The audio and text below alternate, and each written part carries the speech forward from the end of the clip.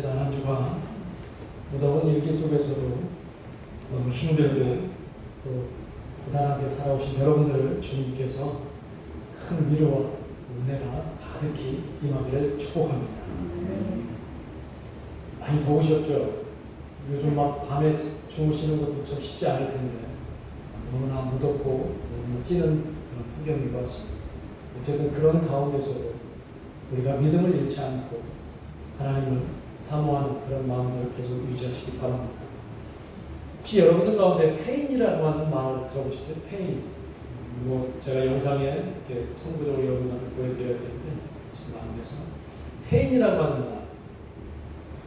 이 페인이라고 하는 말이 뭐냐면 어떤 뭔가에 빠져서 헤어나오지 못하는 사람을 보통 페인이다 이렇게 얘기를 하거든요.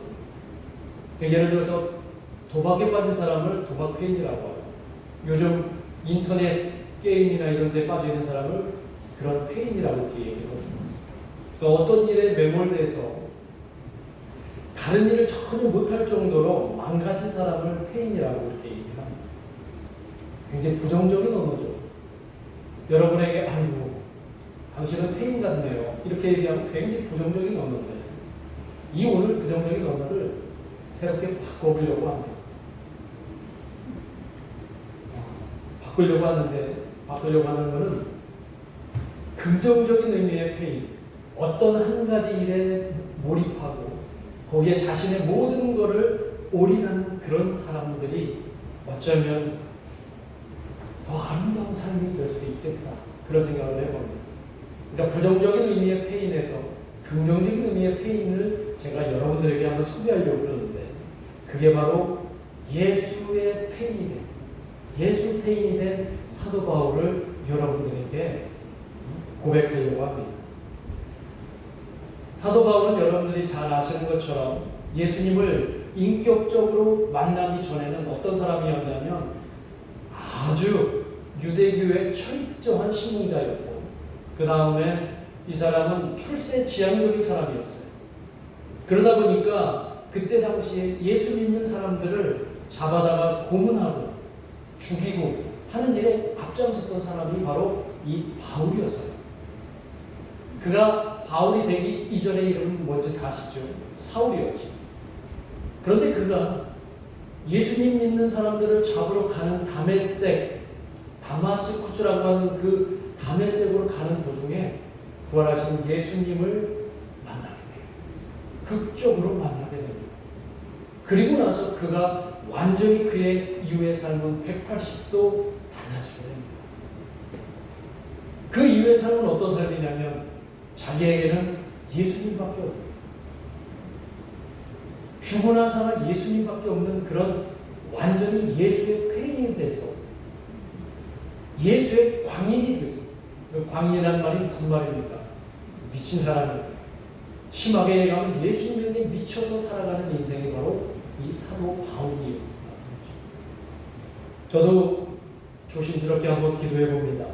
저와 여러분도 이 바울처럼 우리가 살아가는 이유가 예수님이 되기를, 우리가 삶의 이유가 예수님이 되는 저와 여러분이 되기를 조용히 기도해 봅니다. 여러분이 진정으로 예수님의 페인이 한번 되보십시오. 진정으로 예수님의 광인이 한번 되보십시오. 바울은 정말 예수님의 말씀과 뜻 안에서 살 수 있었기 때문에 오늘 저와 여러분이 읽은 이런 놀라운 위대한 신앙 고백이 있을 수가 있었다는 거예요. 그가 예수님 때문에 살아가고 그가 예수님 때문에 존재할 수 있었다라고 하는 그런 분명한 이유, 이것이 바로 오늘 본문 안에서 우리도 발견되어야 할 줄 믿습니다. 자, 바울은 오늘 본문의 배경을 보면 바울은 땅 끝까지 복음을 전하기 위해서 지금 달려가고 있는 겁니다. 그것은 평탄한 길이 아니라 그에게 죽음이 기다리는 길로 나아가려고 합니다. 절기상 오순절이 되기 전에 바울은 예루살렘으로 가야 하는 그런 지금 막중한 상황에 놓여 있는 거예요. 그러니까 예루살렘에 가라고 하는 것도 본인의 의지가 아닙니다. 그리고 다른 사람들의 뜻이 아니라 누구의 뜻이라고 성경에 되어 있어요? 성령의 뜻. 성령이 그가 가게 한다는 거예요. 눈에 보이지 않는 성령의 뜻으로 그가 가고 있다는 겁니다. 그래서 그 예루살렘으로 그가 갈 때 그는 분명히 죽을 줄 알고 고난받을 줄 알고 그 길을 가고 있는 겁니다. 오늘 본문의 그 배경에 보면 예루살렘으로 가는 길목에 밀레도라고 하는 곳에서 에베소 교회 장로들을 초청해서 그들에게 이제 다시는 나를 볼 수 없으니 내가 당신들에게 믿음의 고백, 신앙의 간증을 통해서 마지막 설교하겠습니다 라고 해서 하는 장면이 오늘 본문의 그 배경입니다.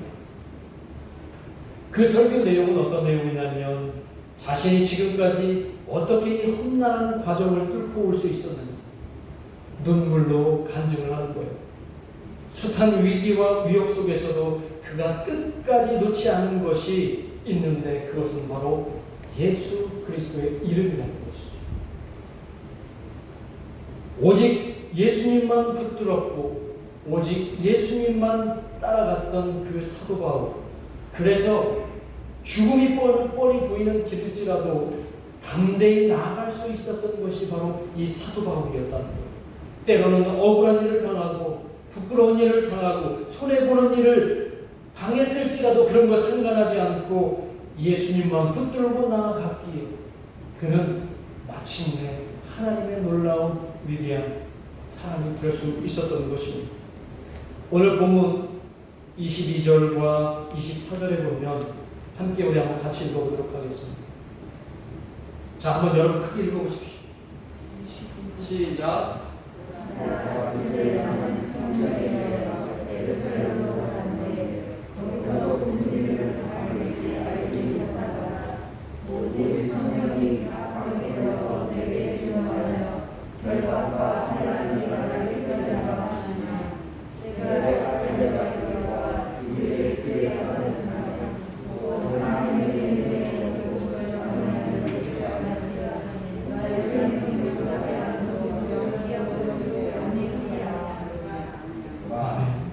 자, 여러분들 그 말씀 읽어보시면서 어떤 느낌이 드십니까?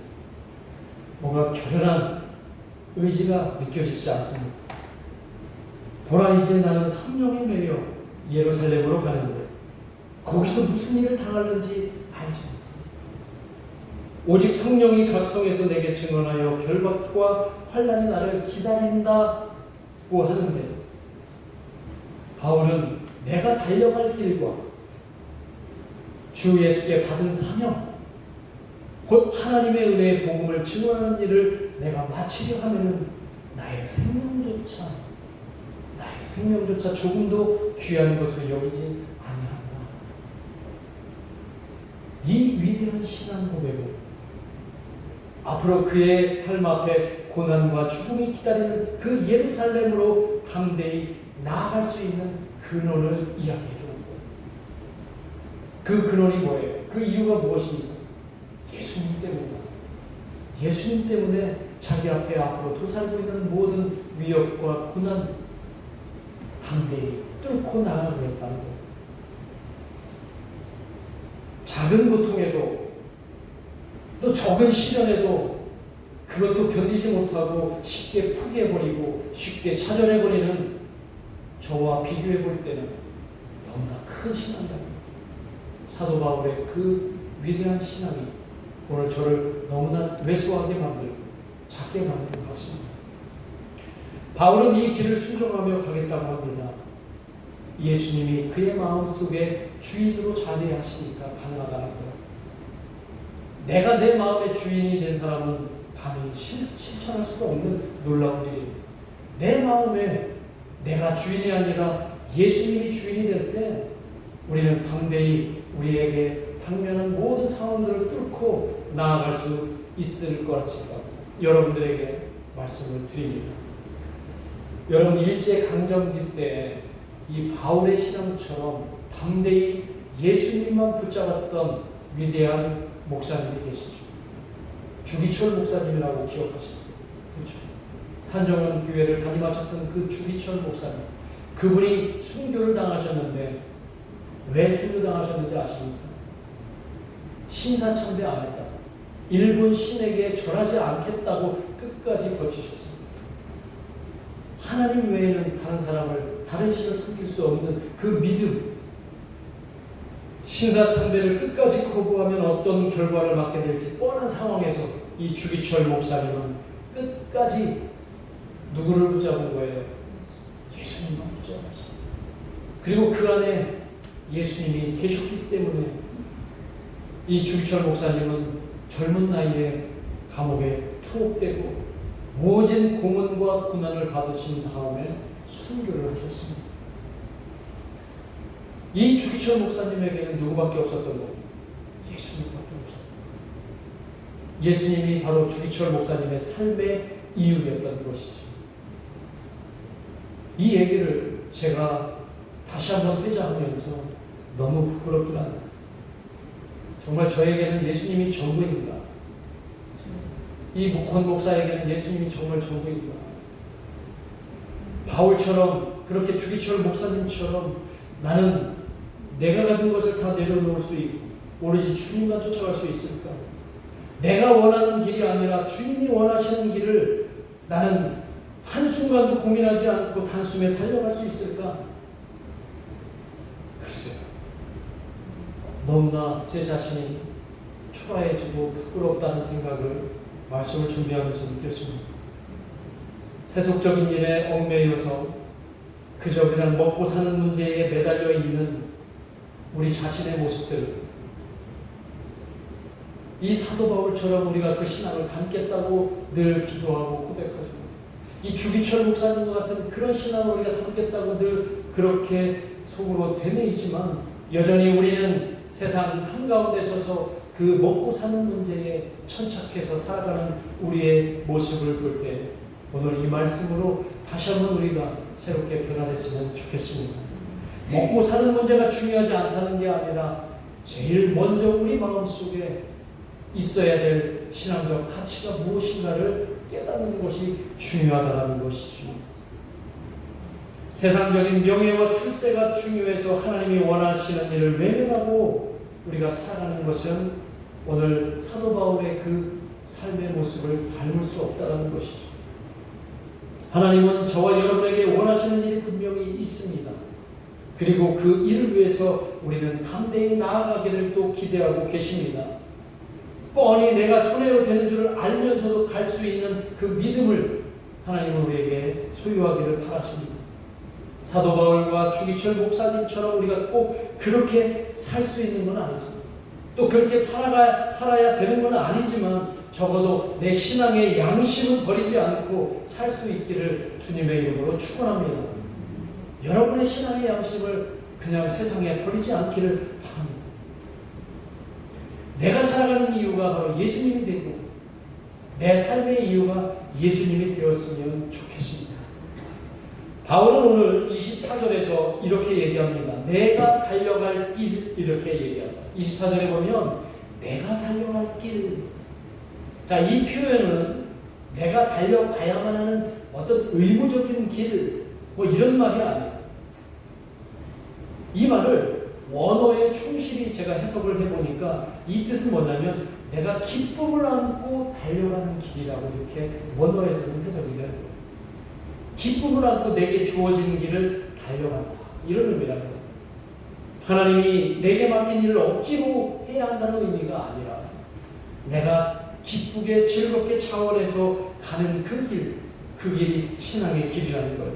내가 가는 길이 비록 힘들고 어려운 길일지라도 주 안에서 기쁨으로 갈 수 있다면 그 길은 의미가 있다는 겁니다. 그 길은 우리에게 너무나 아름다운 길이 될 수 있다는 거예요.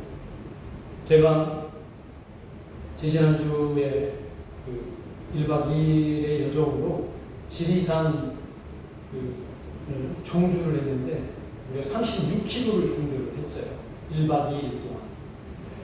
힘들었을까요? 안 힘들었을까요? 무척 힘들더라고요. 이 더위에. 그리고 제 나이가 젊지 않아서 이제 체력이 너무 많이 소진이 되더라고요. 아, 내가 왜 이렇게 무리하게 도전했나 그런 생각도 잠깐 들었지만 제가 개인적으로 산을 참 좋아합니다. 자연을 좋아하고 산에 가면 많은 묵상을 할 수 있어서 너무 좋아요. 몸은 힘들고 그 여정은 너무 고통스러운데 포기하고 싶다는 생각은 단 하나도 없었어요. 중간에 내려오고 싶다는 마음도 하나도 없었어요. 아, 저 정상에 올라가면 너무나 아름답겠구나 이런 생각만 있었어요. 그래서 그 36km 되는 길을 걷고 또 걷고 걸었어요. 힘들지만 즐거움이 느껴질 때가 있다는 거죠. 여러분들도 그런 느낌 있어보지 않았습니까? 힘들지만 왠지 행복한 느낌이 여러분들에게 있었을 것이라고 생각합니다. 오늘 사도 바울이 느끼는 그 느낌, 그 신앙적인 느낌이 바로 그런 느낌이 아닙니다. 내가 죽을지도 모르고 내가 어렵고 힘들고 고난받고 있지만 내가 예수 안에 있음으로 인해서 내 마음이 위로를 받고 내 마음이 행복해질 수 있는 그런 느낌을 말씀하고 있는 건 아닙니다.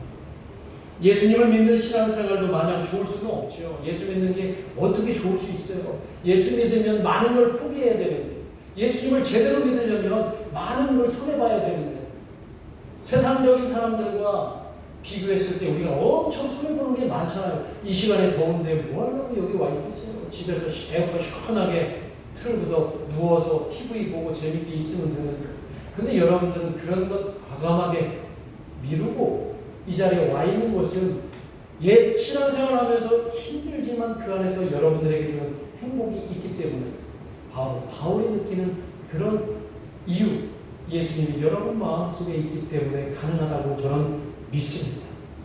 바울이 예수님에게 이렇게 단단히 빠져 있기 때문에 기쁨으로 그 죽음의 길을 기꺼이 갈 수 있었던 것처럼 여러분도 예수님에게 단단히 빠지셔서 여러분 앞에 놓여있는 그 험한 장애들 다 넘으시고 이기시고 행복한 그 삶의 길로 나아가시기를 주님의 이름으로 축원합니다.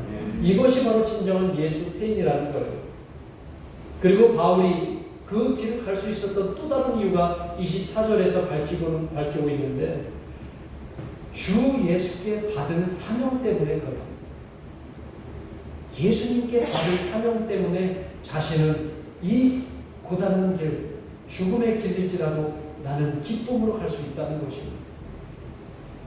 바울의 사명은 세상에 복음을 전하는 일입니다. 복음 전도의 사명을 이 바울이 받았다는 거죠. 근데 이때 이 사명이라는 말, 주 예수께 받은 사명이라고 하는 이 사명은 단순하게 어떤 특별한 임무를 받았다라고 할 때의 그 사명이 아니라, 이 사명은 이 성서가 기록된 그 원어를 보면 디아코니아라고 합니다. 디아코니아.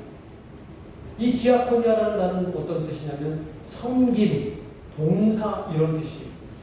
그리고 여기 계시는 집사님들 있으면 그 집사의 원어가 바로 디아코니아예요. 그러니까 섬김과 봉사, 이것을 예수님으로부터 받았다는 거예요. 복음을 전하는데 이 사도 바울은 늘 다른 사람들을 섬기고 늘 다른 사람들에게 봉사하고 이렇게 사는 바로 하나님의 사람의 삶을 살아갈 때 그가 그에게 닥쳐있는 모든 상황들을 극복하며 살아갈 수 있었다는 겁니다. 이것이 예수님을 믿는 성도들이 가야 하는 길이에요. 저와 여러분도 이 사명을 받은 줄 믿으시기를 간절히 소망합니다. 봉사와 섬김의 이 이유, 이제 말씀을 마치겠습니다. 여러분의 삶의 이유가 무엇입니까? 이 세상에서 잘 먹고 잘 살고 큰 집 사서 부자 되는 것이 여러분들의 삶의 이유이고 목적입니까? 그런 것은 나중으로 미루시고 여러분들의 근본적인 삶의 이유는 바로 예수님이 되시기를 주님의 이름으로 축원합니다. 여러분이 사는 이유가 바로 예수님이고 여러분이 존재하는 이유가 바로 바울처럼 힘든 길이어도 기쁨으로 예수님과 함께 동행하는 저와 여러분이 되기를 주님의 이름으로 축원합니다. 기도하겠습니다. 이 시간 함께 기도하도록 하겠습니다. 오늘 우리에게 주신 말씀처럼 여러분들의 삶의 이유가 무엇입니까? 여러분들 무엇 때문에 살아가시는지 한번 여러분 자신을 돌아보시고 신앙의 길을 앞으로 어떻게 살아갈지를 다시 한번 마음속에 새기시면서 이 시간 함께 기도하도록 하겠습니다. 기도하겠습니다. 하나님 아버지, 이 시간 주님 앞에